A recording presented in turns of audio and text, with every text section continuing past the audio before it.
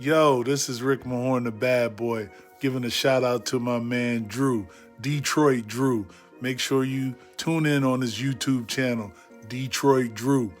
Bad boy. Are you ready?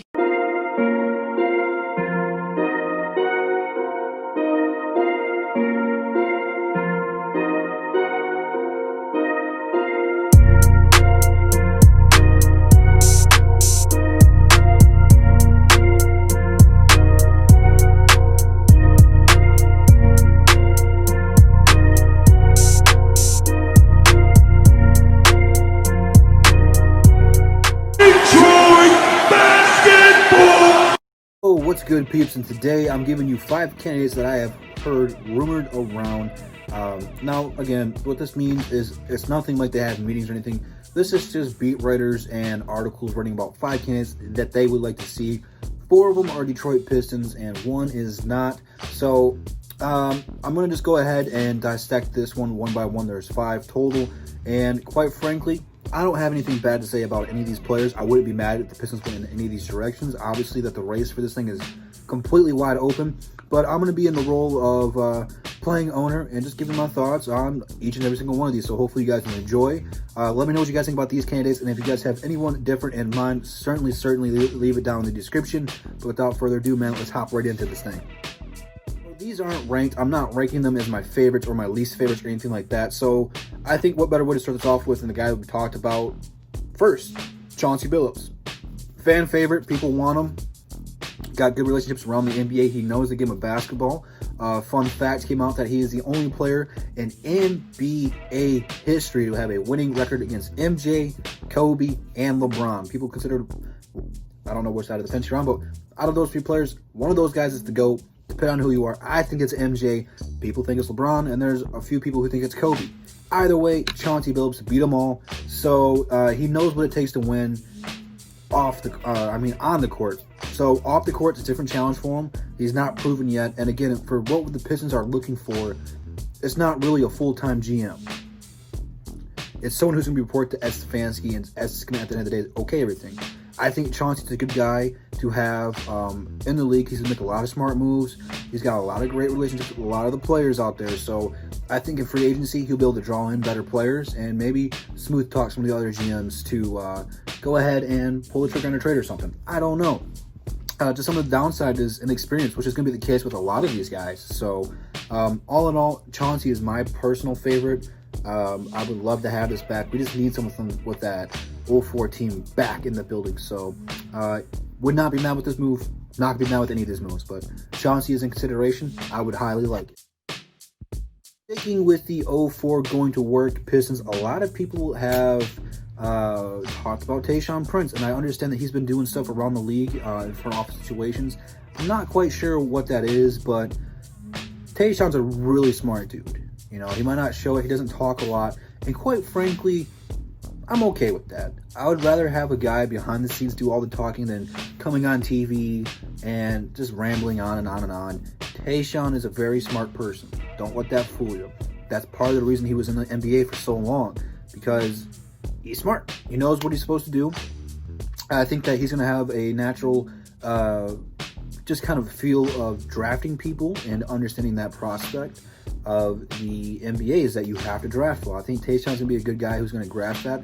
I think he's going to be a very team-friendly person, and I think that he's going to be someone that if the players have a problem with something that's going on, that he's going to have an open-door policy for people to come into and talk to him about situations, rather if it's being traded out of Detroit or contract extensions. I think that he'll be a guy that players look up to and kind of just want to go talk to and kind of have that good relationship. Plus, again, he doesn't have a whole lot of experience at doing it, but just kind of watching what S. Stefanski is doing, I'm sure he'll pick up pretty quick. He's a smart dude. Again, I would love this. Absolutely love it. Back further in Detroit history, let's start with Bill Lambert this time. The bad boy. I almost said Rick Mahorn because he does my intro. Hey, you know. But Bill Lambert would be different. He would be the most different person out of everyone that we'll be talking about today. And that's because he has a take no prisoners, no BS kind of mindset. The thing that's really interesting is he's pretty much dominated the WNBA. He made our Detroit team very successful, and I believe he's coaching New York right now, who's one of the better teams in the WNBA since he has coached there. This guy knows basketball and how it's supposed to be played. Problem with him is a whole lot of guys grew up watching MJ aren't going to like him. I don't know where LeBron fans stand, and that's kind of what the NBA is at right now, is these players, they view them as heroes, so they want to take the relationship with Kobe, LeBron, and MJ with that, and people don't like Bill Lambert. So free agents, they might not want to come here because Bill Lambert's here. I don't know. I can't say that or not for sure, but this dude is super smart. And he'd be a really good GM because he knows basketball. He knows the moves you're supposed to make.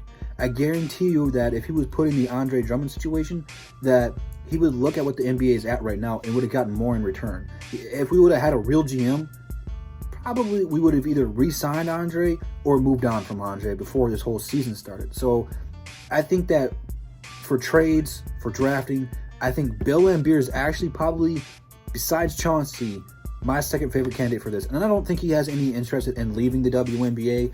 I don't know if he'd want to do this, but man, I would certainly love that. The fans would rally behind it because we got a bad boy. He knows what Detroit's supposed to do. He knows how this team's supposed to be built, and he can get it there. Trust me, he is super smart. I think outside of Chauncey, like I said, this would probably be my favorite one. Last Piston on the list is the greatest Detroit Piston in history, Isaiah Thomas. Now, a lot of people have kind of shot this one down. Again, I don't know if he is interested in it or not. At this point, I don't know how much, in front office situations he wants to be in. He's a great person to have come into the training facility and hang out with the team and just kind of, train the players and show them a little couple moves here and there. I would much rather have him in that role. This would probably be one of my least favorite moves just because of the history behind him coaching and doing front office stuff. It's not a really good track record. It just kind of happens like that. He's second greatest point guard of all time in my opinion. One of the worst GMs of all time, also in my opinion. So I wouldn't really be too happy about it. I wouldn't be disappointed in it because everyone needs a second, third, or fourth chance, whatever he's on. He has a really bad history in this role, whether if it's coach, front office situation, whatever it is. And if I'm the Pistons, I have to look at it, even though that I want to respect the people of the past, and I've been respecting Isaiah Thomas a lot. He's also made one of my thumbnails his profile picture on Instagram, so that's super cool. I don't want to bash him, but if I'm the Pistons, I kind of want to shy away from repeating history. Stan Van Gundy ruined this team. I don't want to get a GM here who's going to have a bunch of question marks like Isaiah Thomas. Like, yeah, we know what he brings to us on the court, but off the court in his role, really hasn't had a good record. And I don't want to keep making the same poor moves of not drafting right, making bad trades, signing bad contracts. I don't know if I necessarily would like Isaiah Thomas to be back in this role.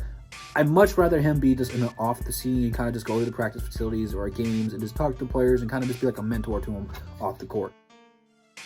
And last but certainly not least, a wild card, Shane Battier. Now, I did not see people talking about this because I didn't think too many people would really want this.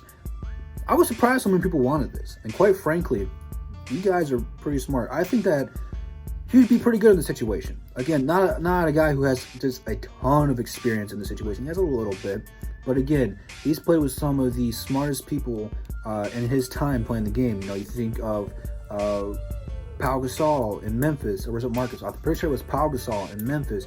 Just a smart player. They were really well coached. Then he goes to Miami, plays with LeBron, really smart. Dwayne Wade and Chris Bosh, and just kind of picked their brains about how the game is. And he knew his role. He didn't try to overstep when he played in Miami. He was a role player. And I think that sometimes those role players who play on all-time great teams like that turn out to be really good in the front office. And probably the most famous one is Steve Kerr. Everyone praises him for being one of the best coaches in the league right now. But go back to Phoenix. He was in the front office role when they had Amari Stoudemire and Steve Nash and really made that team really good. So people like that who are role players, again, not everyone's going to be like Steve Kerr, but I have a pretty high expectation for him moving forward. I would be patient with him, but it's starting to seem like more and more players who are role players are really kicking butt in this front office thing. And I think players respect that because, we go back to people looking up to other players. A lot of people now coming in the NBA watch the Miami Heat team as a kid. It's kind of weird to think about, or as a teenager, and respect them and are going to like to come in there and talk to them and stuff like that. It goes a long way, more than we know. In the NBA, it's all about who you know and building relationships. And I think a lot of guys would be kind of cool to come and play for one of their favorite teams, one of their favorite players, or whatever it is. So, plus, I think he'd be pretty smart. He knows what's supposed to be done. I don't think he'll overpay people. I think he'll be pretty solid at drafting. I think him and Stefanski could be a Batman and Robin nasty tag team. I don't think that there'll be much pressure on him since he's not a Detroit Piston, and that's kind of like the thing that separates him from everyone else that I talked about is, the fans aren't going to put a whole lot of pressure on him because he's not a Piston. I think with the rest of the 4 guys we talked about, there's going to be a little bit more pressure on them because, in our eyes, we hold them at such a high value that we want to see them succeed, and when they don't, I don't want to have another Joe Dumars where we just bash a bad boy or go to work Piston because it didn't pan out. If that happens with Shane Battier, which I don't think it will because I think he'll do a pretty fair job, it'd be no harm, no foul. So that is what it is. Those are the 5 former players that we've been speculated to have talked or interested in. So let me know what you guys think about that. Do you guys like these ones? Do you not? And if you do, what are some of the pros and cons about some of these guys? And like I said in the beginning of the video, man, if you guys got somebody different, let me know, and I can do my research and make another video on those. Possibly shout you out. Shout out to all the members who have joined. Pretty sure it's still just Sean for right now. But if you want to be a member, you also get a shout out and 2 to 3 videos. I don't know what I want to do yet, but you'll be shouted out above the rim. Man, I almost said tomorrow, but tomorrow will be Friday. Above the Rim Saturday, 7 p.m. on my channel. We're changing it up. We're trying to go above the rim after dark and see how that does. So, although at this time of year, it's still pretty bright out. But that's what I'm going to do for this weekend. I don't know what I'm going to do tomorrow. So stay tuned. Make sure you guys like the video and subscribe. Instagram, Twitter, DSA members, DSA website, all in the description. Check that out. Roundtable on Luke G's channel tonight, 8 p.m. Be there, be square. And that's the bottom line because Detroit Drew said so. Peace.